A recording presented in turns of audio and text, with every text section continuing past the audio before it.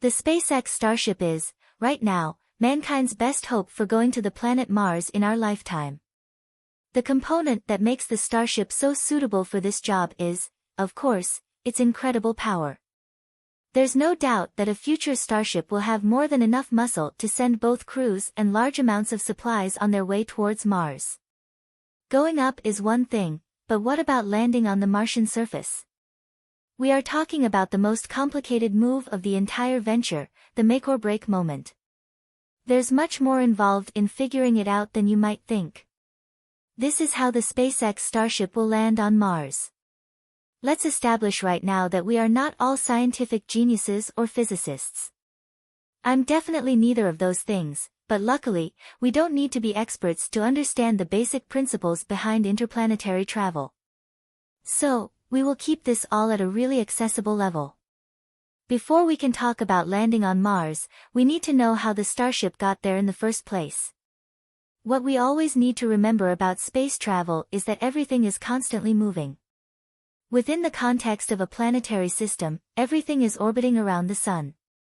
We are currently held in the gravity well of the Sun, and the only thing that keeps us from falling down any deeper is the orbital speed of the Earth, which is roughly 30 kilometers per second. That's how fast we are traveling right now, in a big orbit around a star that takes 365 days to complete. Mars is further away from the Sun than the Earth, meaning that it isn't as far down into the gravity well as we are. Therefore, Mars can move at a slower orbital speed without falling in, so Mars orbits the Sun at around 24 kilometers per second. Now, if we want to leave Earth in a spaceship and explore the planets, we will become another object whirling around in the gravity well of the Sun. Just like the planet Earth, if we were to slow down our orbital speed, we would start to fall into that gravity well. This would change our orbit toward an inner planet like Venus. By the same mechanics, if our spaceship starts moving faster than the planet Earth, we will rise up the gravity well, bringing our orbit toward an outer planet like Mars. So, traveling through the planetary system is about changing your speed relative to your starting point. The technical term that we use to describe this is delta V, where delta means change and V means velocity. We typically measure delta V in km/s. So, if the Earth is moving at 30 kilometers per second and you speed up your spaceship to 31 kilometers per second, you have a delta V of 1. By the same measure, if you decelerate your spaceship relative to the Earth and travel at 29 kilometers per second, you also have a delta V of 1. Yet, if you take off from the surface of the Earth at 1 kilometer per second, you won't start rising through the planetary system. You won't even rise above the Earth's surface because gravity and air drag are holding you down. These natural forces will affect the amount of delta V needed to move the spaceship. This is why it's so difficult to get from the surface of the Earth to space. The delta V required to reach a typical low Earth orbit is going to be around 9.4 kilometers per second. That's a lot of acceleration, and that's why our Starship requires the massive power of the Super Heavy booster at launch. This is why the Starship needs to stop for a refueling session in Earth orbit before it can continue on to Mars, since we will need a lot more delta V to complete this journey. To change speed, we need propulsion, and propulsion needs fuel. The benefit of refueling in orbit is that it resets our starting point. From here, we only need another 9.5 kilometers per second of delta V to reach the surface of Mars, essentially the same as the change required just to escape Earth's atmosphere.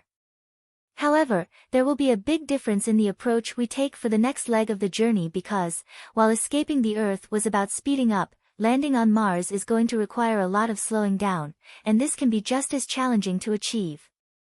A fully fueled Starship in low Earth orbit is expected to have enough thrust for somewhere between 6 and 7 kilometers per second of delta V.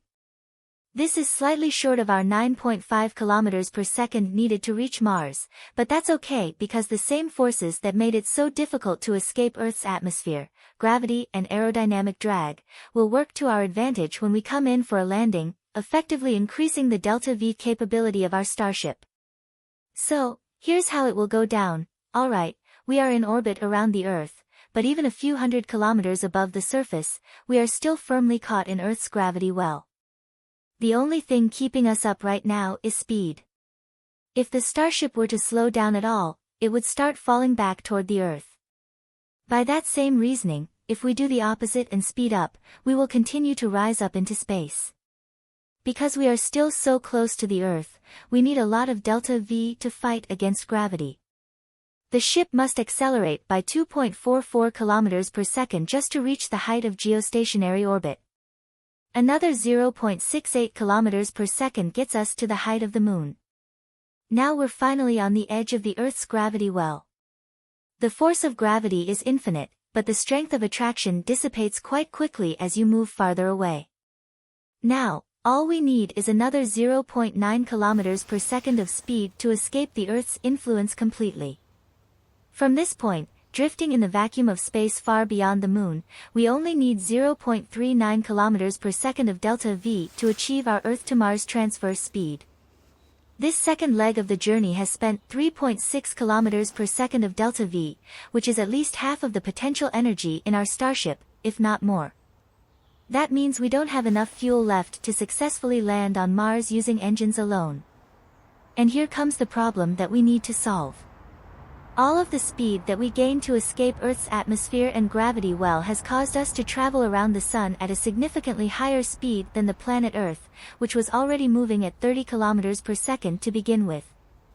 The planet Mars, on the other hand, is orbiting at a speed of only 24 kilometers per second.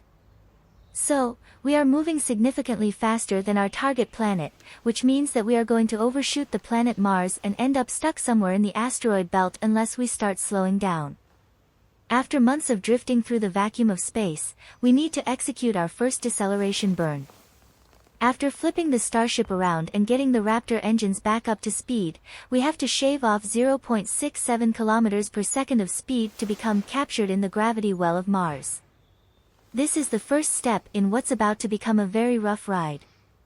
If we burn off another 0.34 kilometers per second of speed, then we reach the altitude of the outer moon, Deimos. An additional 0.4 kilometers per second of delta V gets us down to the inner moon, Phobos. Here's where things get really interesting. By slowing down this much, we've already spent over 5 kilometers per second of the potential delta V in our fuel tanks, and that leaves us with somewhere between 1 and 2 kilometers per second remaining. However, we need at least another 4.5 kilometers per second of delta V to safely reach the surface. In theory, this is still possible as long as we are very strategic about how we use our last bit of fuel, and it's important to remember that everything from this point onward is purely theoretical. This is our understanding of the most tactically feasible Mars landing.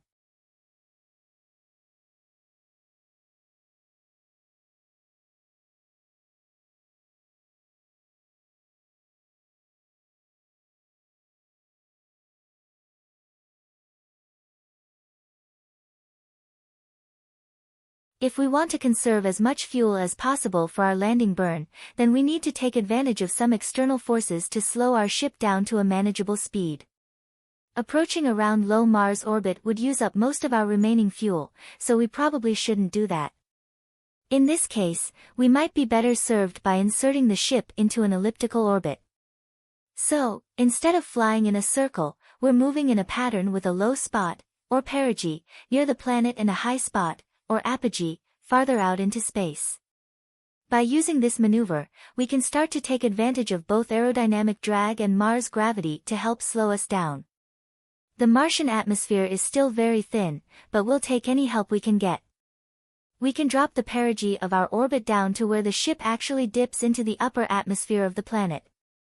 By doing this carefully, we can actually gain some atmospheric drag and lose a small amount of speed before getting flung back out to our apogee, where, if we've done this properly, Mars gravity will pull us back in to repeat the process all over again. Each time we dip into the atmosphere, we gain a little more of that precious delta V, bringing us closer to the speed we need for a soft landing on the planet's surface. However, we can't keep this maneuver up forever.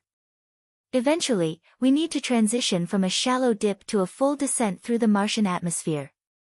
It's pretty hard to achieve a landing trajectory for Mars because the planet is only about half the size of the Earth. That means the approach necessary to get down below the sky is steep. This means you need a lot of energy pushing the vehicle down in order to keep it from skipping off and shooting back up into space again.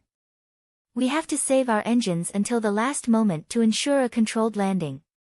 Conceivable second, so that power to push the boat down further into the environment needs to come from elsewhere.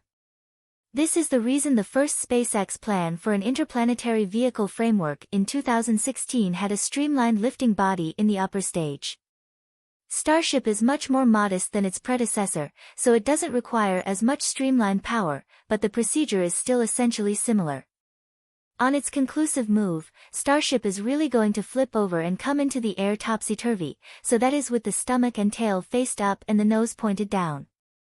This way, the lift created by the body will push the vehicle towards the surface on a more extreme point to accomplish entry. We're likewise going to start losing a great deal of speed thanks to streamlined drag. Once the point of attack is set, the Starship is going to flip around into the more conventional belly flop maneuver that we've seen on Earth. This is about creating the maximum amount of drag that's really conceivable and getting the speed down. However, this power can only achieve so much. The greatest speed of a free fall is something that we call terminal velocity. Envision you jump into an endless hole. Your body will accelerate as you fall up until a specific moment when the drag and buoyancy of your body equal the force of gravity, and your speed becomes consistent. One way we cheat terminal velocity is by utilizing a parachute. This enormously increases drag and slows down our terminal speed. Starship isn't going to utilize parachutes, so there will come a point where the streamlined drag of the vehicle has done all that it's going to do, and we reach terminal speed. Because of the thinner atmosphere, terminal speed on Mars is around 5 times faster than on Earth. In other words, you only get 1/5 of the delta V achieved by awkwardly diving through the air on Mars compared to what we've already seen Starship do on Earth. That means it will require more engine power to land on Mars than it does on Earth. This is why fuel is such a critical issue here. Assuming everything has gone correctly so far, the Starship's engines will fire up one final time, flipping the tail toward the surface, and the fuel in the rocket's header tanks will provide just enough delta V to bring our transport completely in sync with the surface of Mars. We then touch down gently. Now, that's a lot of things that need to go right, and there is no margin for error. You either score 100% on the test, or you die. So, by knowing all of that, we can appreciate that landing on Mars is going to be incredibly difficult in a massive vehicle like the Starship. It's much easier for NASA to land smaller, lighter vehicles on Mars because the potential delta V of your fuel is determined by the mass of the vehicle and the efficiency of the engine. 1 pound of fuel achieves more change in speed for a lighter boat than it does for a heavier one, and there is a limit on how much fuel we can bring to Mars. Starship would be much easier to land on Mars if it were lighter, but SpaceX needs it to be massive to achieve the goal that Elon Musk has set out, which is building a self-sustaining city of 1 million people on Mars. SpaceX is working hard on increasing the delta V of the Starship. They want to make Starship V2 longer, with bigger gas tanks, while also making it lighter simultaneously and adding 3 more Raptor vacuum engines. The third version of the Raptor is now in design and will likely offer higher efficiency and, therefore, more delta V. Now, there are other more long-term solutions as well. Remember Mars' outer moon, Deimos? The delta V required to move from low Earth orbit to the orbit of Deimos is only around 5.3 kilometers per second. That's much more reasonable. Suppose you could build a station or a Mars gateway at the orbit of Deimos. Now, we can potentially refuel the ship, so it can make the hardest part of the journey with more than enough delta V to spare. This gives you a margin of error that would increase the safety of a Mars landing by significant degrees. So, yes, handling a fully loaded Starship on Mars will be strategically crazy. This is one of those situations where SpaceX won't know anything for sure until they try. We've seen this twice now, just with launching the Starship, and both times it exploded in midair. Figuring out how to land on Mars is more than likely going to be a similar undertaking. They are significantly more likely to fail before they succeed. They could fail many times, requiring a spectacular amount of perseverance to make this work, to not give up. Likely more than a lot of people are really prepared for. And then, Eventually, we try to do this with people on board. Calling this ambitious seems like an incredible understatement. But over the history of mankind, we've achieved the impossible many times over, so what's one more? Meet us back here every week for more updates on everything aerospace and interstellar exploration related. Make sure to give the video a thumbs up today if you liked it, that really helps us out a lot, and subscribe to the Urshia Arslan for more videos just like this. We do one long-form paper and one news update each week. And if you'd like more, we have 2 more on the screen for you right now.